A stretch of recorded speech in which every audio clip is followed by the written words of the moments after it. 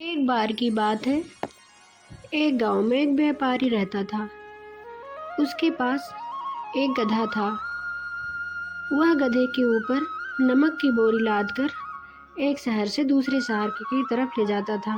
दूसरे शहर जाने के लिए व्यापारी को एक नदी से होकर जाना पड़ता था। एक दिन मालिक ने गधे के ऊपर नमक के ढेर सारी बोरियां लाद दी और गधा जाते जाते नदी में गिर पड़ा। नदी में गिरने के कारण गधे के ऊपर लदा हुआ नमक गल गया और गधा जब बाहर निकला तो उसे थोड़ा हल्का महसूस होने लगा और वो समझ गया कि अब हम डेली यही करेंगे।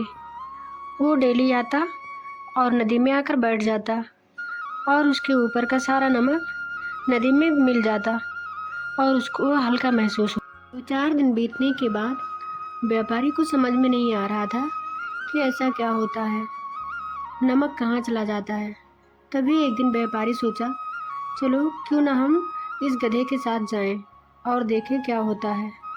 व्यापारी आने के बाद जब ये सब देखा तो उसको बहुत तेज़ी से गुस्सा आया और वो गुस्से में आकर एक दिन गधे के ऊपर ढेर सारा रुई लाद दिया।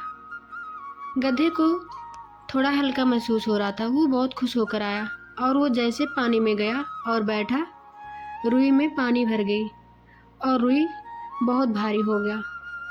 अब गधे से चला नहीं जा रहा था। व्यापारी ये सब देख रहा था। तभी व्यापारी समझ गया कि बहुत परेशान है। तब व्यापारी बोला, क्या हुआ, अब समझ में आया? मैं इतनी मेहनत से तुम्हारे ऊपर नमक की बोरियां लाता था और तुम जाके उस नदी में जाकर तुम सारा नमक खराब कर देते थे। अब समझ में आया? तब गधे को अपनी गलती का एहसास हुआ और वह अपने मालिक से माफ़ी मांगा। इस कहानी से हमें यह शिक्षा मिलती है, कभी कभी हम आसानी के चक्कर में अपने काम को और मुश्किल में डाल देते हैं।